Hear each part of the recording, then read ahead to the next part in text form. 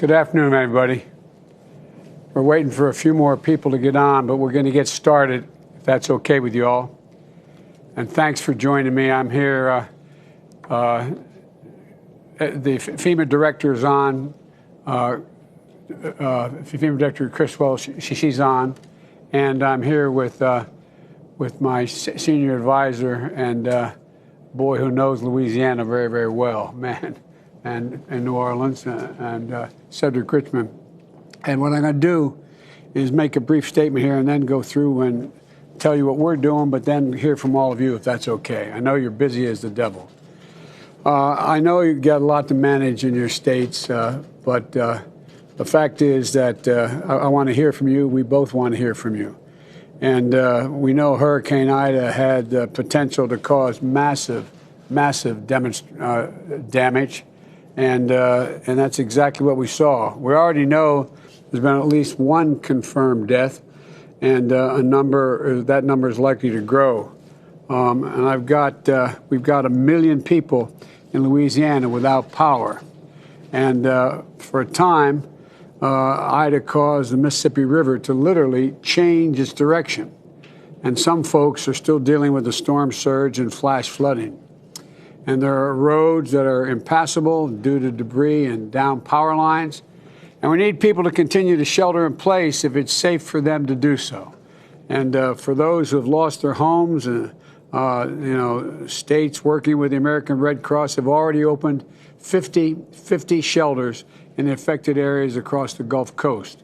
We've already begun search and rescue efforts, and we get folks who out there who need assistance.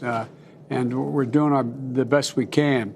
More than 5,000 members of your National Guard have been activated from Louisiana, Mississippi, Alabama, and Texas to support search and rescue and recovery efforts. And FEMA has prepositioned literally millions of meals and liters of water. They're already prepositioned as well as other resources in the immediate area. And we've deployed more than 200 generators. And we already moved into the region. They've been moved in ahead of time. And the Administrator Criswell and her team at FEMA is working, getting more of those into the area. We're in close contact with local electric providers to see what they need. They're all private providers. We don't control that, but we're doing all we can to minimize the amount of time it's going to take to get power back up for everyone in the region.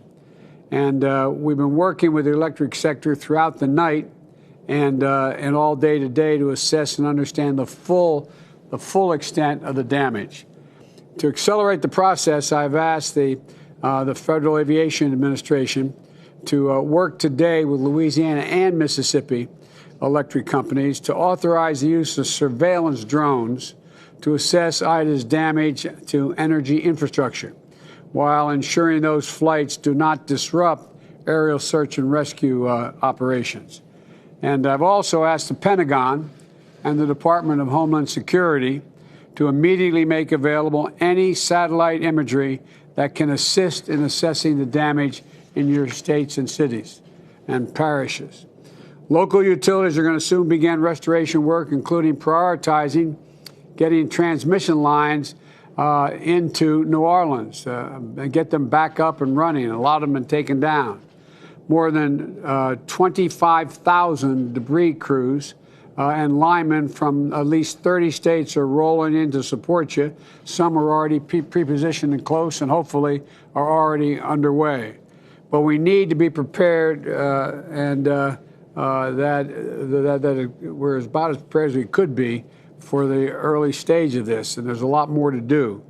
We also know a lot of people lost their cell phone service if their particular carrier tower is down or damaged.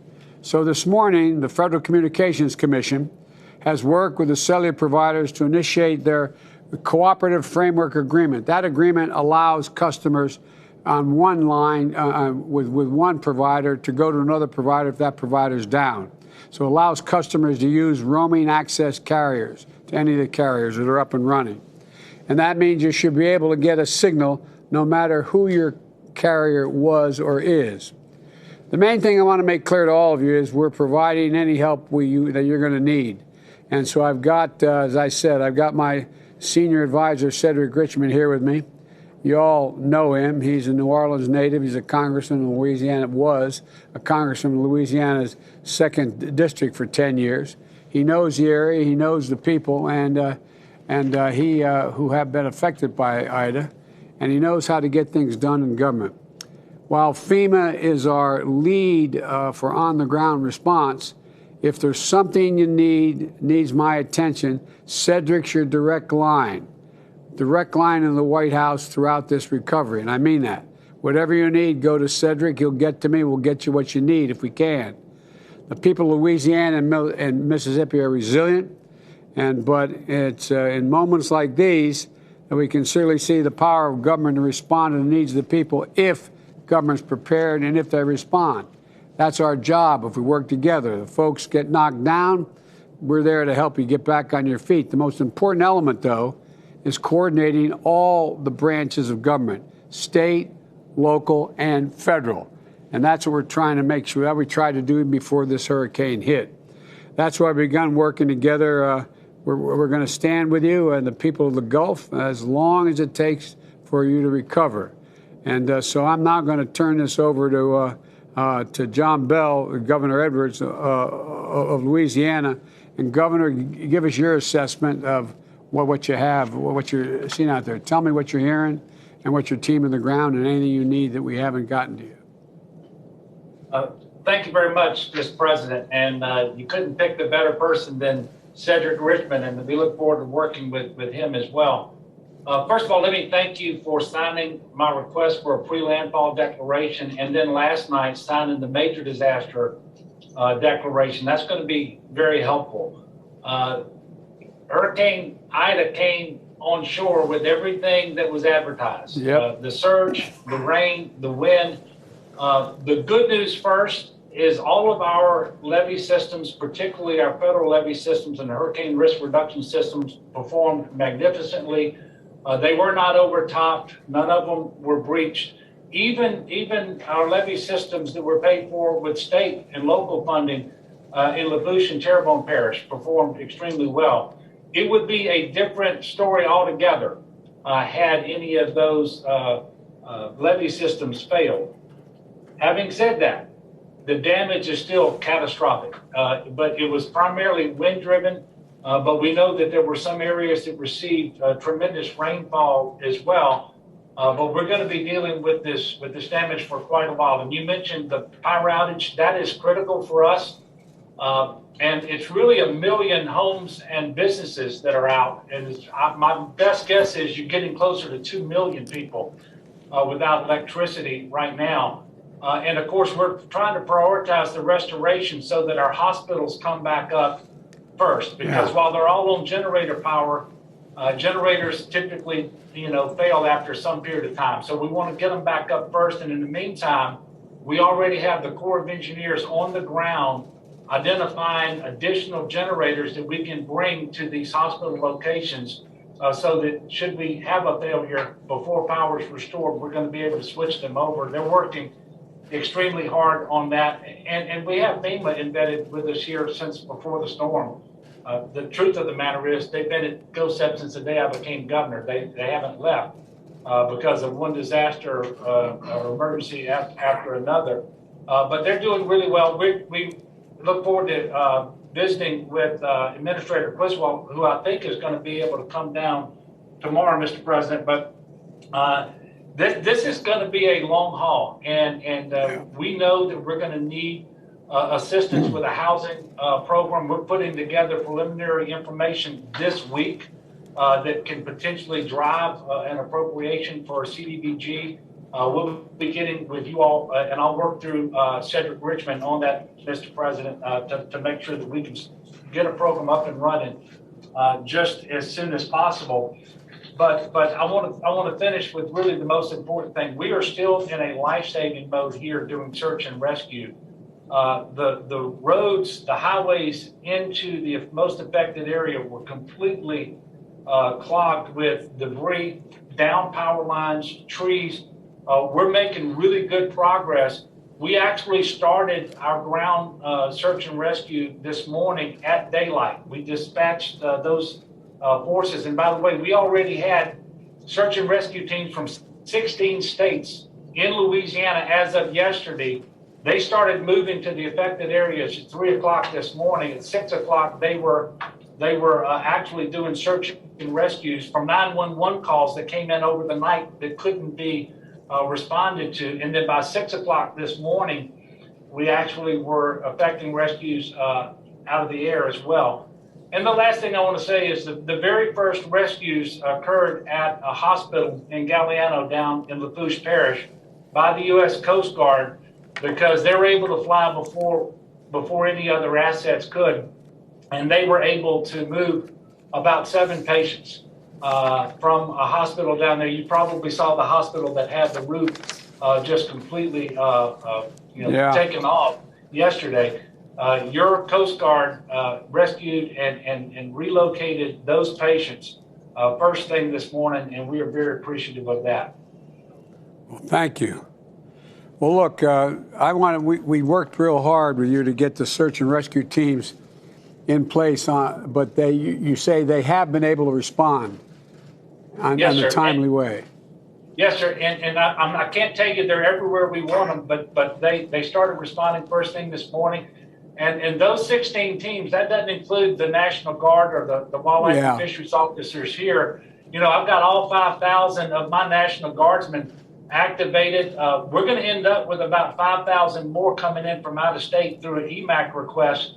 And one of the reasons this is important, Mr. President, is we've got 2,400 of our soldiers in our 256 Brigade Infantry Combat Team. They're deployed to the Middle East. And so we're going to have EMAC requests where I think as early as tomorrow, we're going to have additional soldiers coming from National Guards from sister states, and that's going to be very helpful as well. Well, good. Well, look, if there's anything else you need, just call. I mean, you got the team at the table there, a lot of them, and so just holler. All right, now Cedric, who are we going to next? Governor Reese. You are. I understand, Gov, you're not on video, but you are on the telephone. So, Gov, fire away. Well, thank you, Mr. President.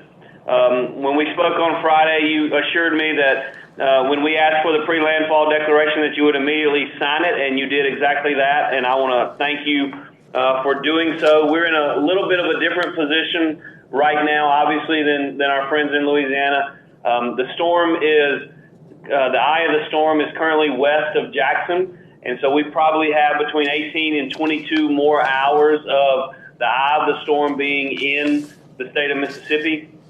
We also have, because it's such a large storm, our largest threat in terms of tornadic activity still remains along our coastline and in the counties just north of there. The storm, which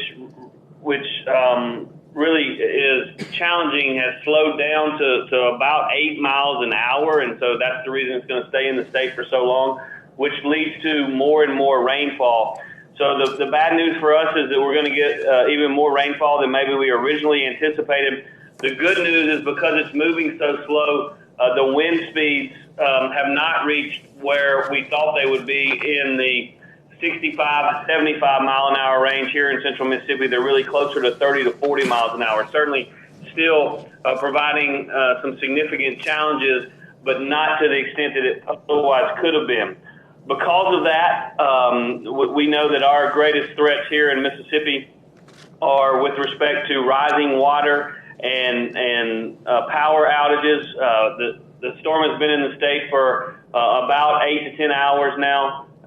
We've got 135,000 plus Mississippi dwellings that have not and cannot receive power right now. We're working on that, but we anticipate that number to significantly increase over the next 20 hours as the storm continues to move north. We have determined in meeting with our team, Mr. President, as well as your team at FEMA earlier today, that the SARS assets, the search and rescue teams from FEMA in our state are not currently needed in our state. We believe our state and local assets can meet the needs, and so we have encouraged our FEMA counterparts to release those individuals over to Louisiana to help with those search and rescue. Good. As well as I have directed General Boyles, my Adjutant General, as we progress over the next 8 to 10 hours, he has already reached out to his counterpart in Louisiana, and we're going to be sending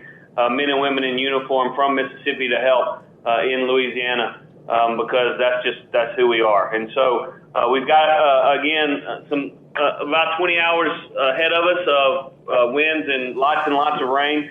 But all things considered, because the storm slowed up so considerably, we're seeing more rain, more water, but a lot less wind, which is certainly helpful. Well, thanks an awful lot, Gov. And again, thanks for your generosity in sending some of those search and rescue teams to Louisiana. And is Mayor Cantrell on? Mayor Cantrell, are you on? I don't think she was able to get connected. I don't think so, Mr. President, but we have Cynthia Lee Shang. Oh, okay. Parish president from Jefferson Parish, which includes Grand Island and other places hard hit. Well, you were hard hit, weren't you, Madam President? Especially Thank you. down in Yes, we Grand were. Island. Thank you, Mr. President, Congressman, Governor. Thank you. We have not had contact with Grand Isle. Congressman, you know Mayor Carmodell. I talked to him yesterday evening. He thought 40 people were on the island, couldn't get them off, including some firefighters. We have not had contact with them since yesterday.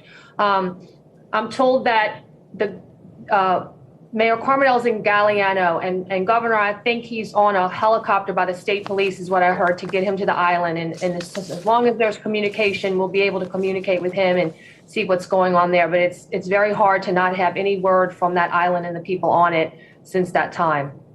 In Lafitte, the water was very high to the roofs of houses. Our first responders, Sheriff Joseph Lapinto, our firefighters, Louisiana National Guard, some Coast Guard are there doing search and rescue.